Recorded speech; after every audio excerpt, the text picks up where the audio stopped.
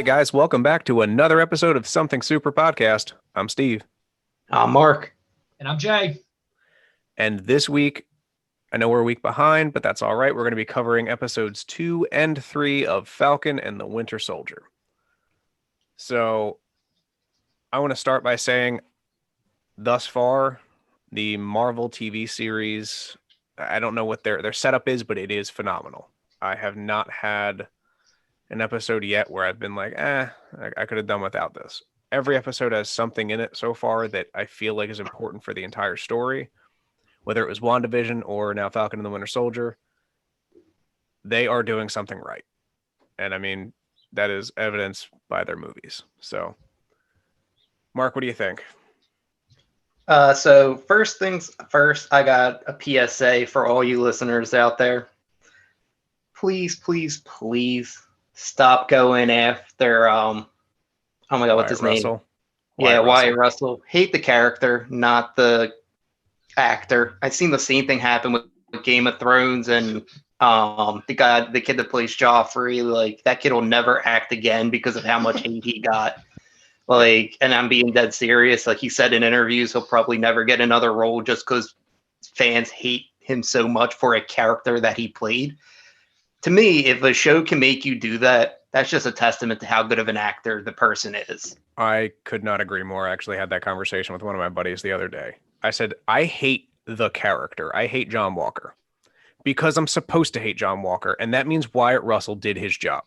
I don't hate Wyatt Russell. He was awesome in 22 Jump Street. Fucking hilarious. Right. He was awesome in The Goon 2. Yeah. Again, everything he's been, and he usually plays not necessarily a bad guy. He plays that dickhead. Yeah. He's a douchebag. Yeah. I mean, he is. And that's fine. He plays that well. And in this, I've had such a roller coaster of emotions with Wyatt Russell's character. Again, you see him in the first episode in like the last, 5 seconds. The helmet looks like shit. He looks like shit. I didn't even know it was fucking Wyatt Russell, to be honest with you. Like, it just doesn't look like him. Episode 2, he does the interview. We'll open up with, he comes out, the band, the football game. He's at his old high school, whatever. He's feeling nostalgic. He is coming back to his roots. And for me, it was, one of those things where I'm like, all right, like, I've done this. Like, I coached lacrosse at my old high school. Like, it felt cool going back to my roots. But, he does the interview. He's like, I'm not trying to be Steve. I'm not trying to take his place. I'm not, I want to be the best Captain America that I can be. And I was like, all right, like, I respect that. And then we're cruising. He wants to team up with Bucky and Sam. And I'm like, all right, cool. He's doing the right thing. And, not to jump too far ahead, but the fucking line, if you're not going to team up with me, you better stay out of my way. I was like, all right, I hate you again. It's over. We're done. We're not friends anymore. I can't get behind that. Don't fuck with my boys. All right. But again, like I said, I'm jumping a little far ahead, but that is my roller coaster of emotions for John Walker currently. But yes, Mark, I 100% agree with you. Do not hate Wyatt Russell. He's doing his fucking job, and he's doing a damn good job of it. Back to you. But yeah, back to the question there that you asked. To me, I'm not going to lie, I was kind of sketchy at first about this series because, as you guys know, I'm not the biggest fan of Falcon. I like Anthony Mackie, great actor. But for me, I don't know, the Falcon character just never resonated with me. I mean, but the show itself, with all the other angles it's taking, which we'll get into a little bit now with the storyline with Baron Zemo and Sharon Carter and the way that they're doing Isaiah Bradley and Carly Morgenthau and all the other supporting characters that they're bringing in, and the Flag Smasher group. You got the Power Broker coming in. With all that, I like the way that they're taking all these storylines and bringing them kind of together, kind of like with WandaVision. It started with just Wanda and Vision. Then you brought in the military. Then you brought in Kat Dennings. Then you bring in all these other characters, and now all of a sudden you got Agatha Harkness and all this other great things, and it builds. So I'm really hoping that that's what this series is going to do, and so far, it looks like that's what it's going to be. Yeah, no, I couldn't have said it better myself. The show so far is amazing. I think it is WandaVision was a nice break from the action, the kicking and punching and shooting and all that cool stuff. But like, this is Marvel's roots. This is where they came from. Iron Man didn't make his name by being peaceful. So I love the references to the Stark Tech, all that shit. Like, Anthony Mackie does his thing.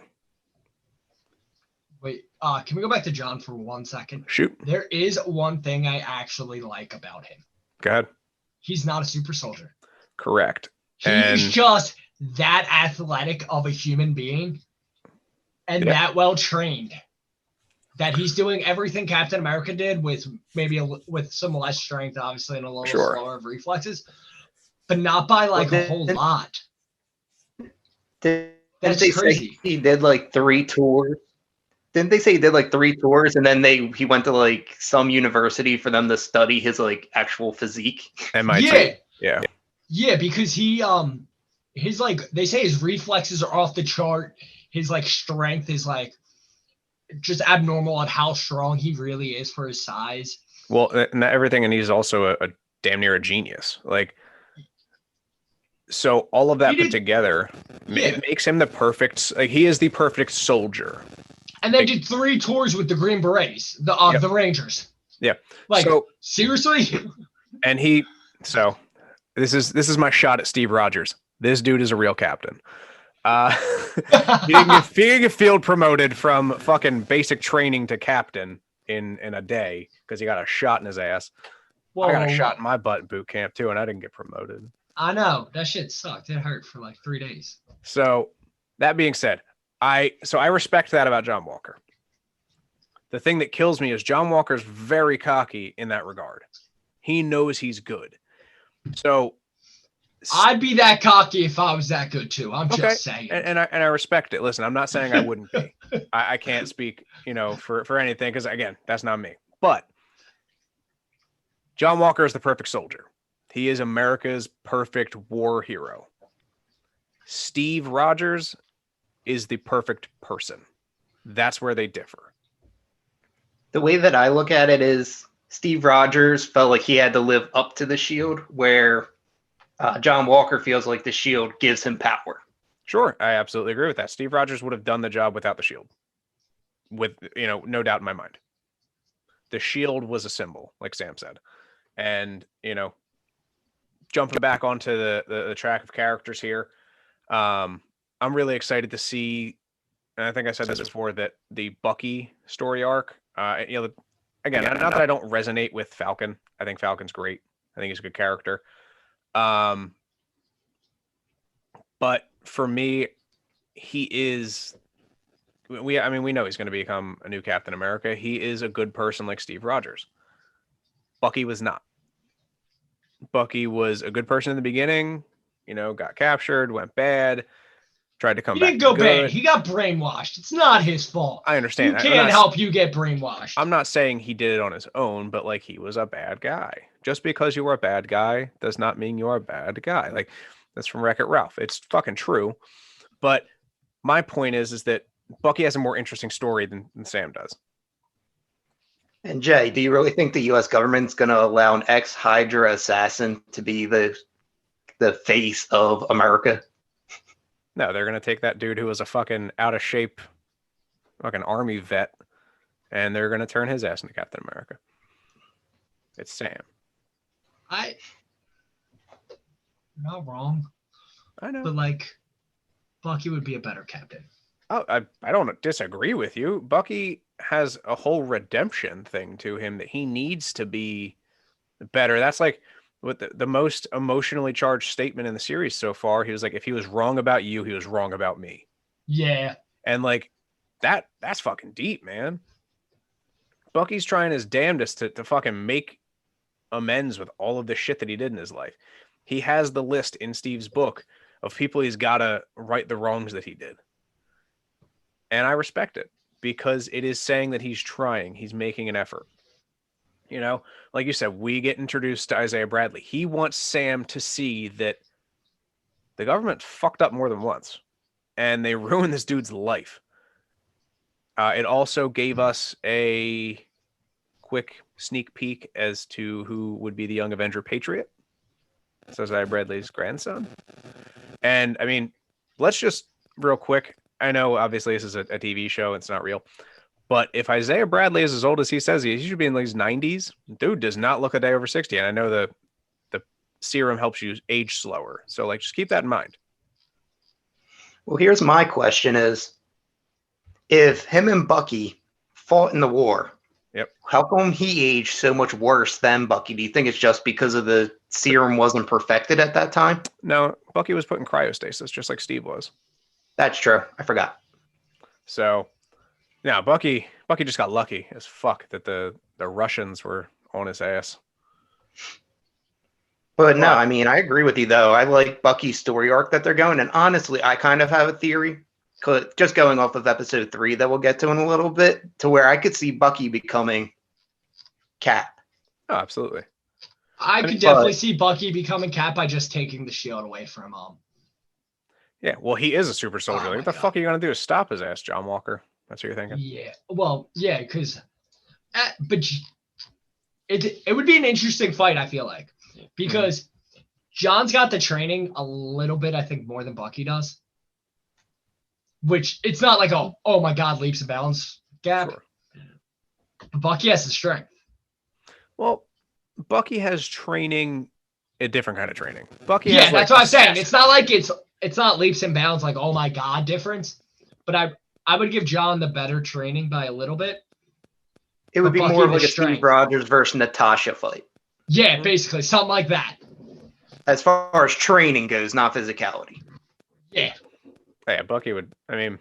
I think Bucky gets the opening, Bucky would break his face in half with one punch. I'm just going to say, but he's got to get the opening. If they arm wrestle, Bucky's arm will never get tired. Like, but no, I liked, oh my God, one of my favorite scenes from this, other than the therapy scene, which was just hilarious. Gold, was when they were in the warehouse first tracking the Flag Smashers. And Bucky's trying to like rush in, and Sam's like, no, like we need to kind of like take our time, see what's going on. And he's like using Red Wing. He's like, how many guys is there? He's like, there's only 3. He goes, oh, there's only 3? There's only 3. He like shows, he's like, look, there's 8. But then he's like, yeah, that's what I thought, White Panther. And he's like, actually, it's what did they call him? The white. He's like, actually, it's White Wolf. He's like, wait, are you serious? I think that was one of my favorite scenes too, because they're bringing a sense of comedy to it, which I like, and they've been doing that in most of the recent MCU movies anyway. But for me, it was one of those like, oh my God, like, all right, that's actually hilarious, because Sam thinks that he should fit in more with the Wakandans. And he's like, hey, would you get a fucking sweet nickname while you're over there? Actually, yeah, I did. Cool. So, Jay, what are your thoughts on the Carly Morgenthau, however the fuck you pronounce her name, that whole aspect of the series so far, that she is the leader of the Flag Smashers, the young girl. I don't really know how I feel about this right now, because it's like, how did she get elected to leader? She looks like she's 12 years old. Like, well, she was injected with the super soldier serum. I understand that fact. I realized that when she punched somebody in the fucking chest, and he flew. When she punched Bucky, I'm pretty sure it was, and he hit a truck. So yeah. my guess is, but she's not the only one. No. So here's what I'm thinking, and this kind of goes in a little bit into episode 3. Is I think all the people that are in that group were in the same orphanage, and they were all experimented on. And I think she might have been like the kid that everybody looked up to, or she might have some lineage, because in the comics, I forget his first name, but Morgenthau is Flag Smasher, but it's a guy. So I'm wondering if maybe she's either just a female counterpart that they're doing just for diversity in the show, or maybe there's family lineage there to where he was a leader and now they're like, oh, she's just taking his place. And I think either one of those is possible. If you take the fact that she's not calling herself Flag Smasher, she's calling the group Flag Smashers. So she's just trying to follow in her father's footsteps, whatever the case may be. I love the fact that Sam has the big 3, the androids, aliens, and wizards. That's what they always fight. Doctor Strange isn't a wizard. He's a warlock. He's just a wizard without a hat. Or I'm sorry, not warlock. Doctor Strange is a sorcerer. Sorcerers are just wizards without hats. Yes. But again, right back at it with the action. John Walker comes to quote unquote save the day in the truck fight scene, which I thought was pretty cool. It introduced us to Battlestar, which I hate his fucking name. I don't care about. Yeah, I don't care if it's his name in the comics. I hate it. And the fact that nobody made a Battlestar Galactica joke reference, a little shocked there.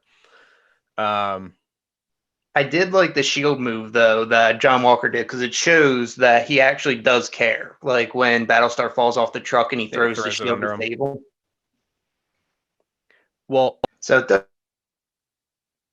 another to show that he has some selfless acts. Sure.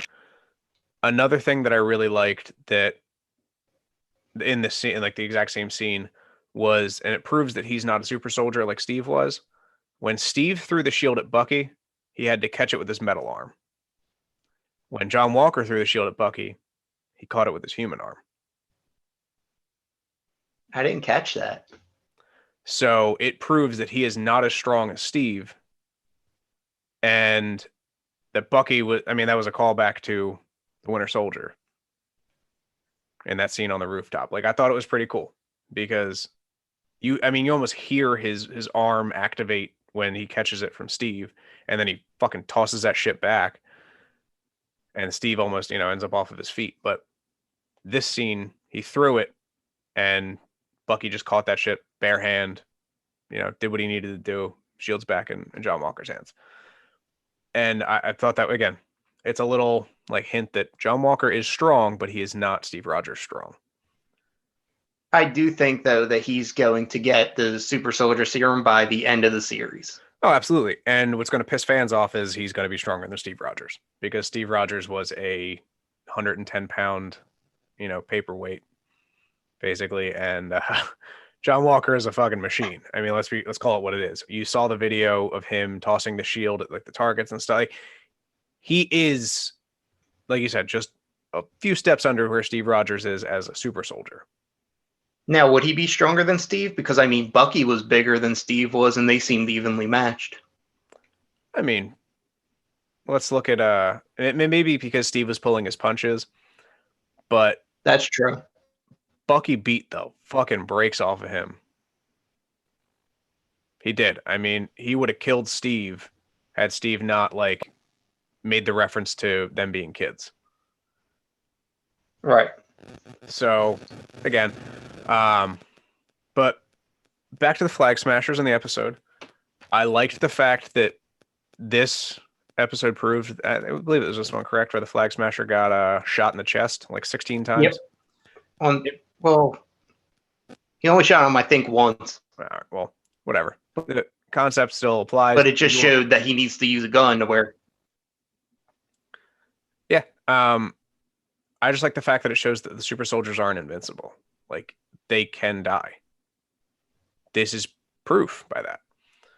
Well, did he die? Yeah. Oh, yeah. I thought they show him getting up after they kicked John Walker off the truck. I thought they help him up.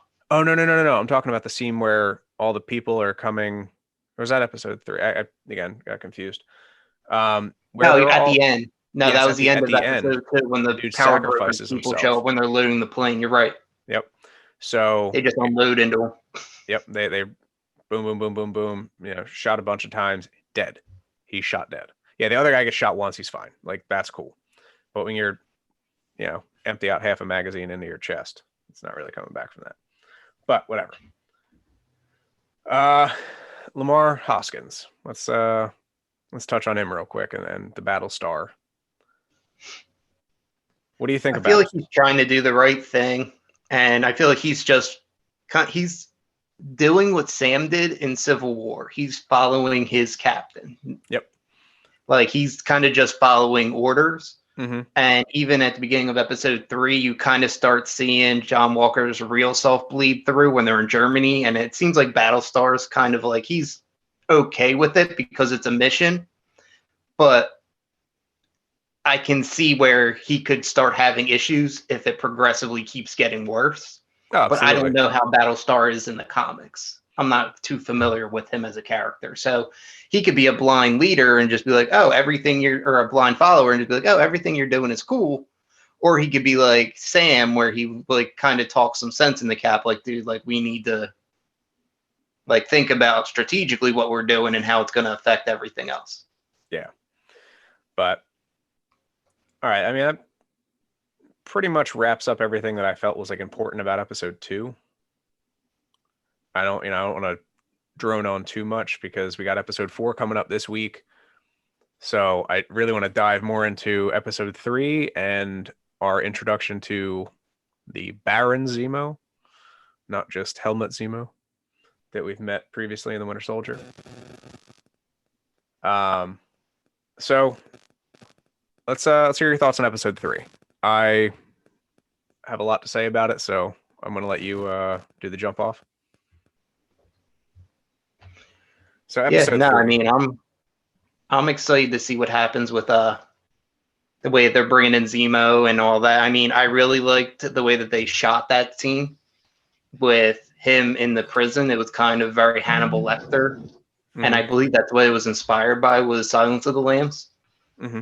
But 2 things I noticed was, number one, first thing he does is try to reawaken the Winter Soldier. He starts going through the words, and he's like, yeah, that's not going to work anymore. So whatever they did in Wakanda looks like they kicked out Hydra. Yes, I want to say yes and no, because he did mention like he's like something is buried deep, deep, deep inside there. So they may not have gotten rid of all of it, but I think like the immediate concept of mind control is probably out of his head.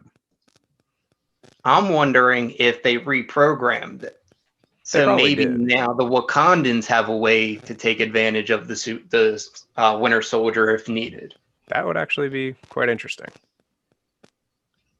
Because I mean, there is a character called the White Wolf. The White Wolf in the comics. And how am I blanking on his name? The Black Panther. Chadwick Boseman. Shuri? Chadwick Boseman dying. I'm wondering if maybe they'll bring the White Wolf over to help on that side. So maybe Shuri becomes Black Panther and he becomes the White Wolf. So he kind of becomes her sidekick. Maybe they do it that way. But and then that'd also, be really messed up if they brainwash him into being her sidekick. I'm just throwing it out there. Not brainwashing him into being her sidekick, but like you see at the end, like now that Zemo's out of prison, everybody's coming after him. So maybe they brainwash him to get Zemo. Ooh. That's fair. Yeah, something along those lines. Not just brainwashing him to be like, "Hey, you're going to be a sidekick now." Like, no. That would be funny though. That'd be something I would laugh at. But the one thing I love about Zemo is like you can tell just in his posture.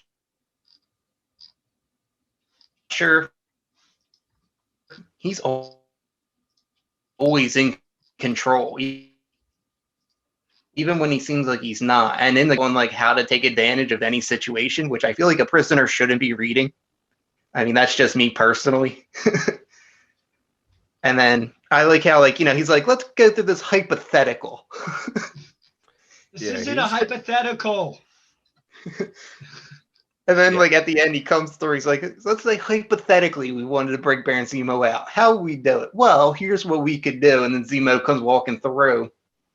And then I know the one big thing that's kind of been irking me with a lot of comments I've been reading and a lot of articles is people are like, oh, Baron Zemo is just the Bruce Wayne now of the MCU. And they're like, how did he have no money and now he's rich? It's like, no, like he says he was royalty before Sokovia got dropped. Yep. Like, he's like, I've always been a baron. Right. Like, literally, he's been royalty. He has money. It was just the fact that his only motivation in Civil War was to get revenge for his family because he doesn't like superpowered people. So his whole goal was to break up the Avengers, which he did. A successful person. Right. But I really like the story that they're going with it. I mean, when they're on the plane, they're having the conversation and they're making jokes back and forth. And he actually reads Bucky's notebook, which they actually confirmed was Cap's when he came out of the ice. As far as Zemo, I mean, so far, I mean, I feel like he could have the potential to be a Loki type of villain where people enjoy him, people like him, and you see a lot more of him. Yeah, I have that feeling as well. He plays a villain well. And again, he, like you said, he's not the villain that you hate. He's the villain that you understand kind of why he was doing what he was doing. And that's why I like this show. It's flipping the script. I mean, this is a show where you hate the hero and you love the villain. Yep. And I mean, shit, they're fucking good at that. I mean, you love Tom Hiddleston. He plays a good Loki. I'm excited for that series too, by the way. We'll get into that. But that being said, they go to Madripoor, which is fantastic. Love the fact Is that they anybody brought else them into looking this. for mad mutant Easter eggs other than me when they went to Madripoor? Because I was scouring every single scene for some kind of hint at either Logan or That would be anybody. awesome. Although, at the end of the episode, which I'll get to, they might have dropped an Easter egg for another MCU villain. I don't know if you guys picked up on it. But let's go back to Madripoor. I really liked the style of the city. It looks very Tokyo-ish. Like we all just watched Kong versus Godzilla other than Jay, but No, I have seen it. Oh, you did? Okay. Yeah, So it's very Lexi's parents neon, wanted to very watch it this bright. weekend. And I really liked it. I like the way they do it, and especially when they go in, they give hints to Sam's actual, like, they never say it in the comics, but he was kind of a pimp before he became Falcon in the comics. Okay. He was a street worker, I believe the term was that they use in the comics. Fair enough. What? But yeah, no, I mean, he's Smiling Tiger, which is another character that maybe they bring in as down the line or something. I liked the fact that Well, Bucky, no, I mean, he had like no hesitation about becoming the Winter Soldier again. I did like the one line, though, that Zemo says. He kind of looks over and he whispers to Sam, he's like, look at how quickly he fell back into form. Yep. And that's where I kind of agree with you. Like, there is still something there. Like, he still has that ferocity to him, which I like about Bucky. I like that, like, he's this calm, cool-headed dude, but when he needs to, he's a fucking tank. Oh, absolutely. And he's a bad motherfucker. But we revisit Agent 13, Sharon Carter. She's been hiding in Madripoor ever since the incident where she stole the shield, the wings, the whole nine to fucking get them back up and ready in Civil War. So I thought that was cool that, again, the MCU is very good at keeping continuity. Now, was she the sniper that helps them in the alley? Yes. Yes. Because she moved really quick. Because, like, the shot came from a window, and then Bucky turns around, and she's, like, right behind him. So she is, I mean... I'm wondering if maybe she's working for the power broker now, and maybe she has the super soldier serum in her. It's very possible. I mean, worst case scenario, she is one of the best special agents from S.H.I.E.L.D. So, I mean, it's the MCU. Anything's fucking possible. I think it would be cool to see her as a super soldier. Or, any form of such. But you watch her in that scene at the shipyard, and she beats the fucking brakes off of everyone. Like, not even a thought in her mind. Just boom, boom, boom. Everyone's knocked the fuck out. They're dead. I loved it. Well, one theory that I heard that I kind of liked was that she hired those people, or those are her men. Because at the end, it says some things came up and we have a situation. Mm-hmm. So I'm wondering if that was like a whole setup just to get those other three out of there as quickly as possible. That's possible. I mean, she is highly connected at this point. She's got a whole life in Madripoor where she's an art broker. So it's possible. Also, we got one of the greatest things out of this episode. We now have a Baron Zemo dancing gif. Yes, he is in competition with the Joker, Tobey Maguire from Spider-Man 3. I mean, Christ, there's a whole A whole gamut of dancers. I love it. Again, Power Broker gets referenced a bunch of times. I'm excited to meet him. I don't even know who that character is going to be yet, or who's I'm sticking with playing mine. that character. I really do think that it's the scientist from the first Captain America. Oh, yes. I can't think of his name. The dude that was in the computer? Mm-hmm. Okay. Because there's a couple things that could lean towards it. If you remember when he was talking to Steve and Natasha, his screen was like green, and all the security cameras in the bar were also a green tint. Also, he wouldn't have got snapped away because he's an AI now. So that would have been a perfect time for him to build up power in Madripoor, because there's not as many villains there now, so it'd be easier for him to take control. In the comics, he is kind of just a face in a robot body. Yeah. And I mean, that's how maybe, because I know he texts Carly in the one, he's like, I'm going to find. Yep. Well, it's because she stole You, I'm the going to super kill soldier you. Like, serum. how would he have gotten that number? That he could end up being that big bad. And again, it would fall back into continuity. Yeah. Yeah, I mean, So I definitely that's agree my with that. theory. I'm sticking with it. What I did like about Madripoor is it's one of those cities where like nothing happens without everyone knowing. Yep. Like everyone knew the Winter Soldier was there. It did not matter. I mean, obviously Zemo flexed a little bit, started speaking to him in Russian and, making his comments here and there, or whatever. But when they went and met with Selby and the whole thing went down and they killed her, Christ, I don't even think the first drop of blood hit the ground, and like a group text went out and was like, yep, these 3 people, kill them. Here's the bounty.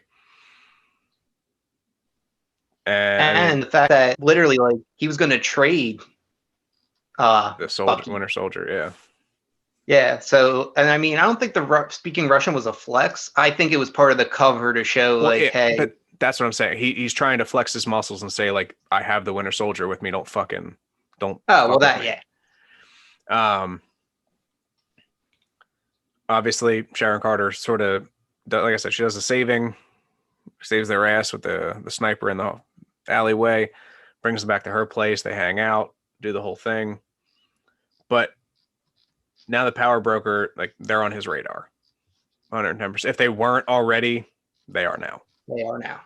So, you see, cut back to Carly in Latvia, like, they're doing what they think is right, which again is it's a reoccurring theme in Marvel. Even the bad people are doing what they think is right, and it very well may be the right thing. Like, they're redistributing medicine and shit to people that don't have it, or food. So didn't they say that it wasn't supplies? It was actually the super soldier serum that was on those trucks? No, I thought they had like 6 months of rations that they stole in this episode, and they like went to go give that them was people. This episode, but the last one they said that that's what it was, and it wasn't. Yeah, it very well might have been super soldier serum. But, no, she's definitely trying to do the right thing. Yeah. But guys, you think about it, in all of human history, like, this goes even real life on top of comics, nobody's ever the villain in their own book. No, absolutely not. So like, that's what makes a great villain. Yeah, so like, they all think they're always doing it for the right reasons, which the villain, to write a good villain, they have to be the hero of their own story. Mm-hmm. That's why Loki works. That's why Thanos worked. That's why Ultron worked. That's why John Walker works. And let's go into him. I mean, John Walker's not even a villain. He's fucking villain. Captain America. He's the U.S. agent. Yeah, he's a little shitty at it, but he's Captain America. Yeah, How about when he gripped that dude up by the throat for spitting in his face? Yo, he's lucky he didn't get punched in the face. You spit in my face, I'm punching you square in the neck. So in all fairness, like, I disagree with his actions because he's a public figure. Like, you probably shouldn't do that. But like, in all fairness, if someone spits in my face, like, you might get a chop to the throat. Like, you're not going to spit ever again. Exactly. So I'm just saying, like, I'm not saying it's right, but I get it. Yeah. Oh yeah. No, I disagree with it, I'm but not I saying if understand. he's right or wrong, but I get it. But I'm actually. So Go ahead. I was gonna say, Jay, what do you think? Do you think they're gonna kind of follow a Civil War kind of story arc with Battlestar and John Walker? Because when they were leaving the prison, he's like, "Do you think Bucky was the one who broke out Zemo?" He's like, "Let's do this on our own," which is basically what Cap and Sam did. They went on their own, like they kept shit off the books. No, I don't even think they could if they wanted to. There's no way they could pull that one off again. Because obviously, I feel like the U.S. government had to crack down after their fucking one agent who's talking about she's screwed for the rest of her life. Broke in, took their shit, and just was able to just be like, "Here you go, you can have your stuff back." Yeah, that's fair. Like they're gonna be. He's a brand new Cap with his own somewhat of a sidekick. He's gonna be heavily watched. There's no way he's sneaking away to fucking just do things under the books. No, I agree with that. I think, like you said, Battlestar has the intention to do everything that Cap says because Cap is doing what he thinks is right.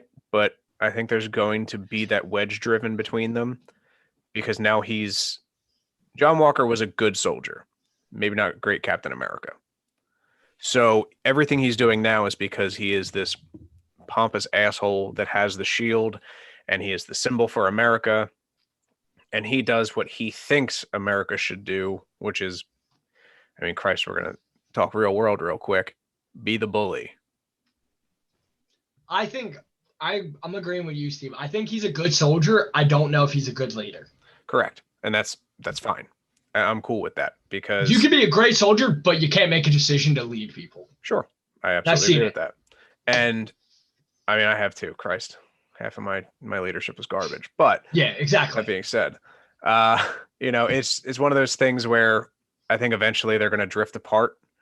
And I'm not saying that Battlestar is going to end up on Falcon and Winter Soldier's team, but it may be more of a like, all right, I've seen the error of your ways. I'm going to try to do better myself type thing. And then eventually when he gets stripped of the shield, I mean, Christ, Captain America is the shield at this point. He's not, a symbol. So if he loses the shield, which he eventually will, we know that from the previews, Battlestar's probably going to be like, all right, I'm out. Bye. Maybe Battlestar will actually try to fix him. Maybe they'll change the roles where it's like Cap was always trying to make Bucky better. Maybe Battlestar would be the opposite way, trying to make Cap better. That'd be awesome. Be a nice change of dynamics. Though I'll tell you the one thing about this episode that I was not a fan of. And it's stupid. And if you noticed it, you noticed it. If you didn't, you didn't, whatever. It's when they are trying to convince Sharon Carter to like give them information and help them. And she's like, no, I'd never do that. I'm not going to trade that. And he's like, well, what if we make a deal? And it's the exact same terms as the things I just said, but I said the word deal before it. And she's like, you son of a bitch, I'm in. And like, I was like, nothing changed. He didn't do anything. He's like, oh, I'll clear your name. And she's like, no, I'm not doing that. And he's like, well, how about a deal? You do this and I'll clear your name. And she's like, oh, yeah, that's totally different than what you just said. I'm like, get the fuck out of here. I think she's very hesitant still. And I get that. And that's fine. But for fuck's sake, like, he didn't change any terms of the deal. He was like, you help us and we'll help you. And she's like, nah. He's like, but I'll make a deal with you. If you help us, I'll clear you. Maybe it's more on the fact that she got his word that he'll actually do it. And she trusts him on that point. Maybe that could be my only reason I could see why, like, let's make a deal, change to anything on that.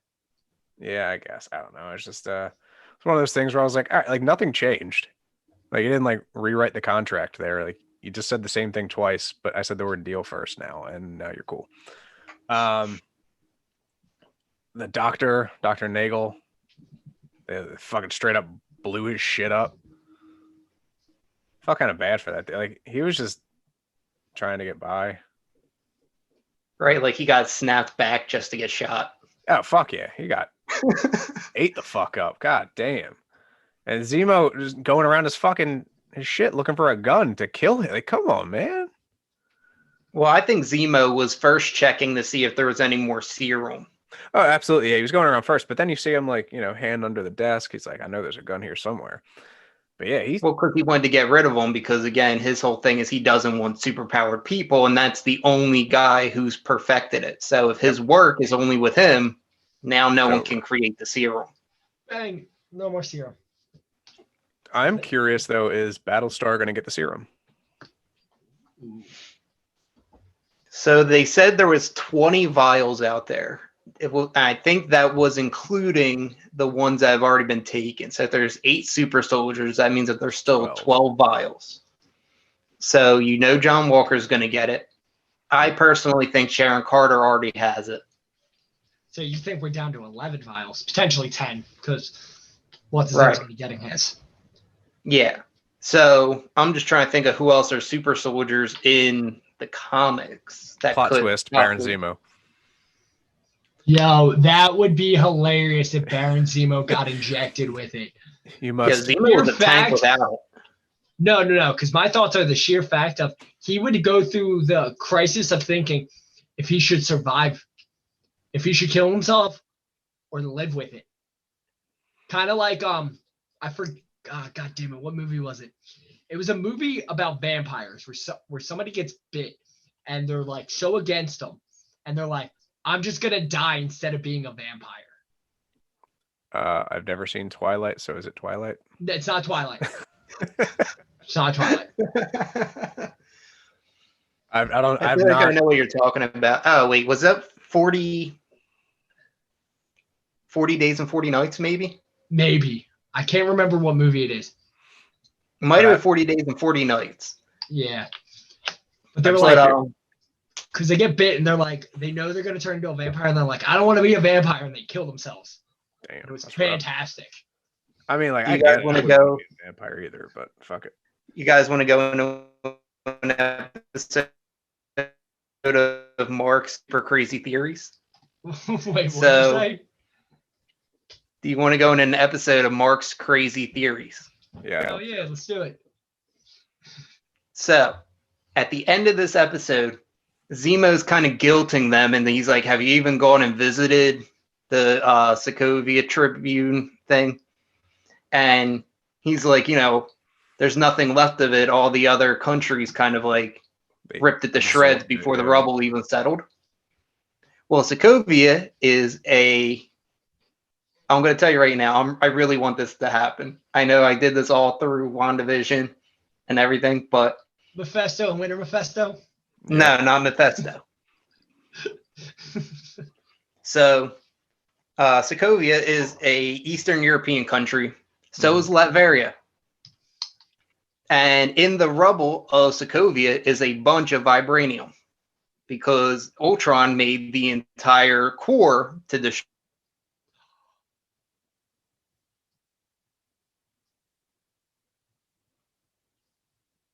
Motherfucker. He froze. Taking all the vibranium for him to be able to make his suit and his Doom bots. Mm-hmm.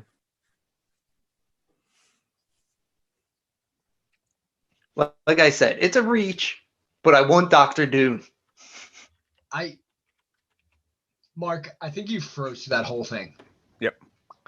Yeah, you keep freezing, bud. I don't know what's going on with your internets, but okay. I thought it was me at first. No, it's Mark. You got poopy Wi-Fi. God damn it. Pretty much. So 2 out of the 3 of us have terrible internet. No, Jay, you've been fine the entire time. It was just your microphone in the beginning. All right. Can you hear me now? Yeah. Okay. So what I was saying is, we got to the vibranium as the core from Ultron, so you can go from there. Okay. So, sorry for the technical difficulties. So, the core was vibranium. Latveria is the home of Dr. Doom. So I'm wondering if when he made the comment that the other countries came in and swept up everything before the rubble settled, I'm wondering if that was Dr. Doom going and getting all that vibranium so he can create his suit and his Doom bots. That'd be pretty sweet. Not gonna lie. If they introduced Dr. Doom in this, that would be crazy. I don't think they're going to introduce him in this, but I'm wondering if they're laying groundwork or down so the line. So I when would they be- do introduce him, it's like, oh, look, in WandaVision, they made this comment. In Falcon and the Winter Soldier, they made this comment. Maybe they introduce him in the Loki series because we know it's going to have alternate timelines. Maybe you don't get Doctor Doom. Maybe you just get Victor Von Doom. I would love they did it because I thoroughly enjoy the Fantastic Four as a comic book series. But holy shit, they have ruined every single movie. Yep. Yeah, oh my god, they are all terrible. I agree there. It's, I mean, I feel like it would be a better series than a movie. But I like who they picked for Victor Von Doom in the first one. Yes. I like that actor. Yep. No, he was They had good. a good actor. They had a shitty movie. Oh yeah, I mean that's you could be said that that could be said about a lot of movies, like the Green Lantern movie. Ryan Reynolds is a good actor. Fantastic as Ryan Reynolds is a fantastic Hal Jordan, but it was a terrible movie. Yeah, terrible movie, bad script. Yeah. And again, that's neither here nor there. Hopefully, they fucking fix it with this. Well, they tried with that last one with Michael B. Jordan, and that was still terrible. Dude, Michael B. Jordan, Miles Teller, they're good actors.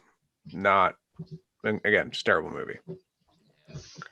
So, I mean, it is what it is. But yeah, no, I think this series is going to eventually lead to an X-Men-esque thing because Madripoor, the New Mutants, like all of that will eventually hopefully come to fruition. We'll see now that Fox is completely done with the X-Men or Disney bought Fox, one of the two.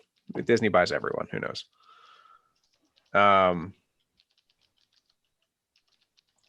Yeah, I mean, I'm ready. I don't want to go too crazy with fan theories this time because I was riding the Mephisto train hard. But yeah, we'll I got a couple of them that we'll cover after this next episode because I want to see if a couple things come to light first. But I'm definitely ready for this week's episode. I'm excited to see again what these characters are all still in their infancy. I'm upset that it's a 6-episode series because we're already on episode 4. So after this week, there's only 2 more, and that sucks. I feel like there's a lot more to flesh out, and we had that talk about episode 1 with Bucky's backstory. Like, are we just going to be focusing slightly, the older Asian man that he killed his son? Like, we touched base on that for like an episode and referenced it, here and there, but that was it. Like, are we going to go back to that? Are we going to dive in more to other things how many Bucky killed the most people ever? Are we going to dive into all of his other murders? I feel like there's still got to be somebody above him. Like, I know somebody who's killed millions.